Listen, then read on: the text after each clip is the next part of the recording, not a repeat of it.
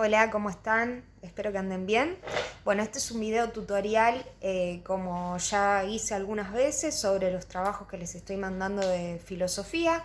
En este caso, bueno, es un video compartido para un trabajo que armé para todos los quintos, tanto de Misericordia como de Comercial 17, así que bueno, lo van a ver todos. Es más o menos el mismo trabajo, así que bueno. Bien, vamos a comenzar con el tema de nociología, ¿sí? Con el problema nociológico. ¿Y de qué se trata esto? ¿Sí? La nociología es la rama de la filosofía que se ocupa del conocimiento humano, ¿sí? De cómo conocemos, básicamente. Lo que vamos a trabajar acá y lo que mi intención es un poco introducirlos a lo que es el pensamiento científico, ¿sí? Que ustedes lo van a ver en la UBA, aquellos que estudian en la UBA, van a estar cursando una materia que se llama IPC o Introducción al Pensamiento Científico, y nosotros vamos a empezar. La realidad es que les estoy haciendo una gran introducción a esto para que puedan entender un poquito de qué se trata eso, pero en los próximos trabajos vamos a ver contenidos más propios, ¿sí? De lo que es pensamiento científico. Bien, este trabajo es muy teórico, ¿sí? ¿Qué quiero decir con esto? Es más bien una guía de lectura para que ustedes puedan aprender ciertos conceptos fundamentales, ¿sí? No hay tanto lugar para la reflexión como hemos hecho en otros trabajos, sino que necesito que ustedes comprendan texto, básicamente, que es lo que también van a hacer en la facultad, entonces también es un poco un trabajo de práctica para la facultad, y que les recomiendo, obviamente, que vean el videito que les recomiendo, que es un video que está en dos partes, de un programa que se llama Mentira la Verdad, que se pasaba por Canal Encuentro, calculo que se sigue pasando. Y en el cual sí ustedes van a encontrar también de manera un poco más dinámica que lo que es el texto, mucha información sobre estos temas, ¿sí? Sobre el problema nociológico y bueno, y hay una historia atrás que está buena, como la cuentan, y que les va a servir para entenderlo un poco más. Bueno, vamos a las consignas, ¿sí? De trabajo. Yo voy a explicar brevemente algunas cuestiones, otras ustedes las van a ir dilucidando ustedes mismos, y cualquier duda, Misericordia me manda las dudas a la plataforma con la cual trabajamos, y Comercial 17 me manda mail, cualquier cosa, si no hay ningún inconveniente. Bien, primera parte, me voy a ir un poquito también con el texto para no olvidarme nada. ¿De qué se ocupa la nociología? Lo acabo de decir, lo tienen literal en el texto, no hay mucho más que hacer. ¿Cuáles son los elementos fundamentales para el proceso del conocimiento también? Primera parte del texto, ¿sí? Sujeto que conoce, objeto a conocer, ¿sí? Entre el sujeto que conoce y lo que se conoce, ¿sí? Se establece una relación, y según Hartmann, que es el filósofo que teoriza un poco sobre esta relación de conocimiento y los elementos necesarios para conocer, esta relación modifica tanto al sujeto como al objeto, y vamos a tener diferentes teorías a lo largo de la historia de la filosofía que van a enfocarse en estudiar esta relación entre el sujeto cognoscente, que es uno de los elementos, sujeto que conoce, y el objeto cognoscible, es decir, el objeto que es conocido.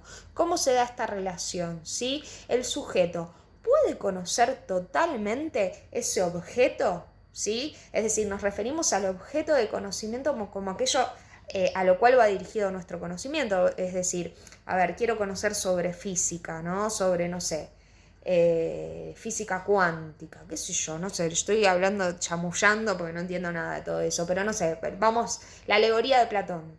¿Es posible conocer absolutamente todo sobre la alegoría de Platón? Bueno, estas son preguntas propias de la nociología, ¿sí? Eso que conozco, en la medida que lo que conozco y teorizo y hablo sobre eso, ¿acaso también no es modificado de alguna manera? ¿Sí? Es objeto de conocimiento. Bueno, son algunas de las cuestiones que se nos van a plantear.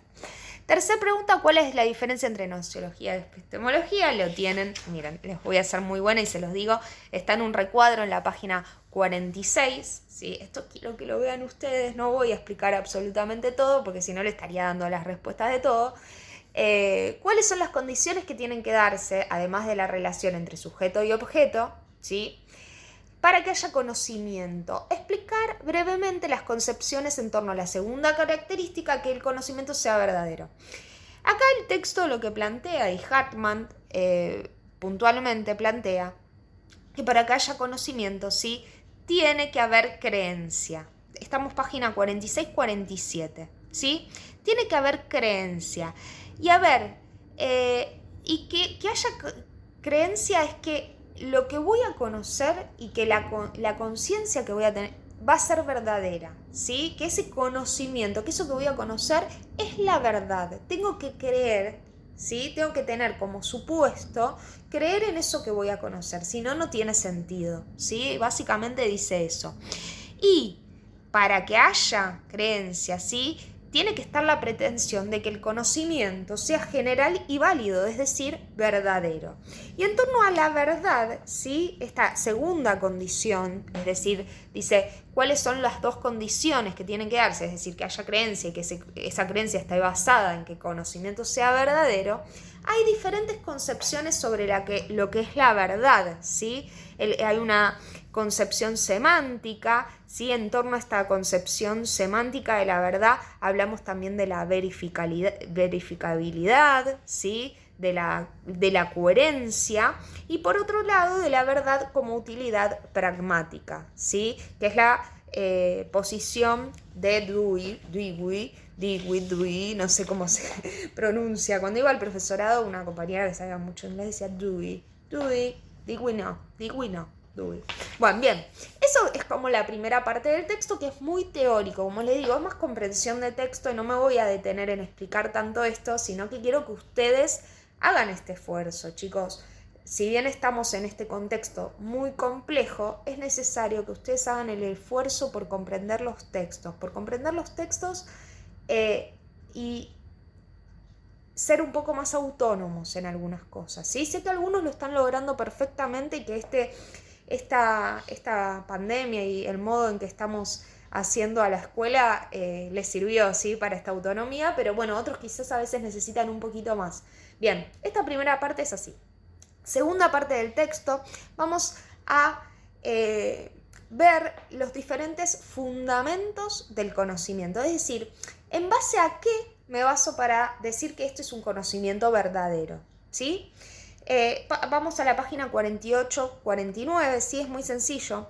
Por ejemplo, les voy a decir, los primeros que plantea el texto es el conocimiento empírico directo e indirecto. Conocimiento empírico, la empiria es la experiencia, es decir, cuando digo que conozco algo por experiencia, ¿sí? Yo sé que mi hermano es un malhumorado, pero a ver, no lo digo porque lo imaginé, lo digo porque lo conozco por experiencia directa, porque viví muchos años con mi hermano y corroboro a través de la experiencia, verifico a través de la experiencia que a mi hermano es malhumorado, ¿sí? O que a mi hermano le gustan los fideos con manteca, ¿sí? Eso lo corroboro por la experiencia. Acá el texto hace dos distinciones.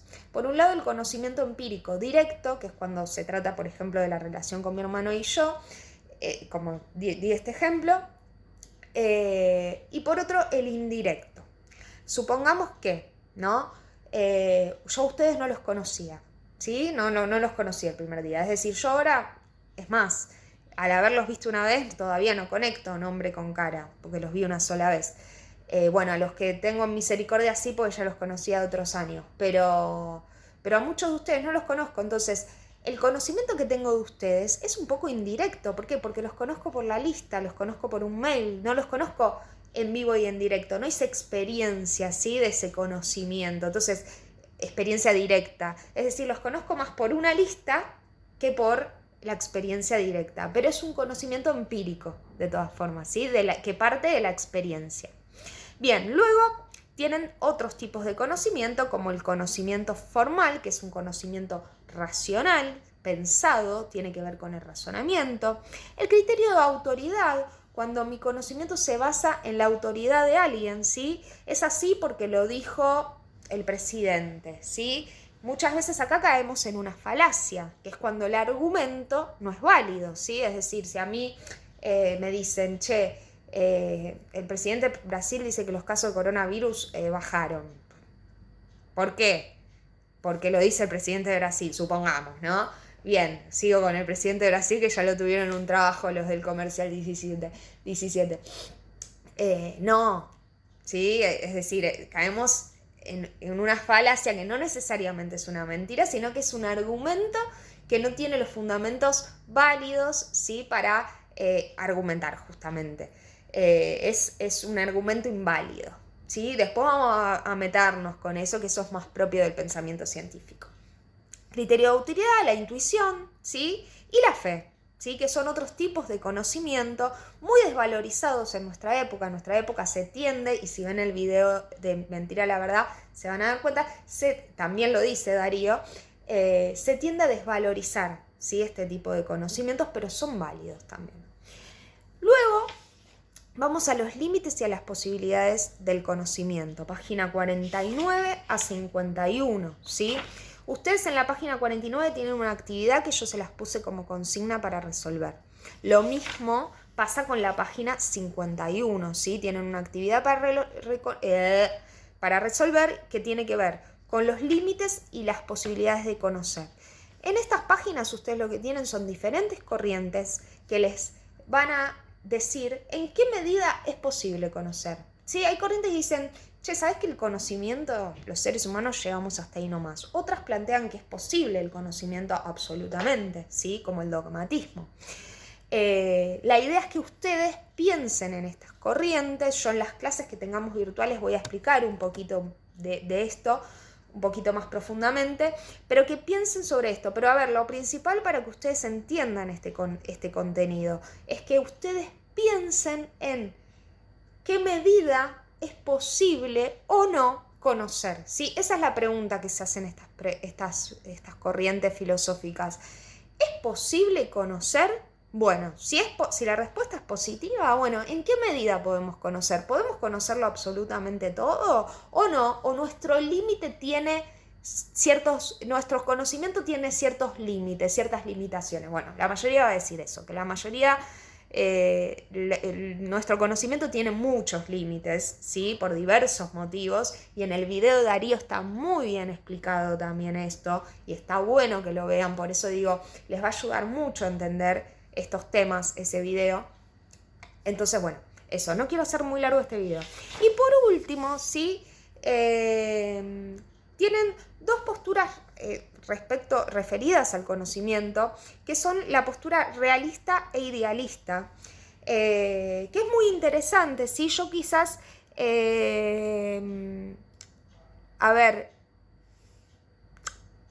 les quiero leer un poquitito, ¿sí? La racionalidad, ¿no?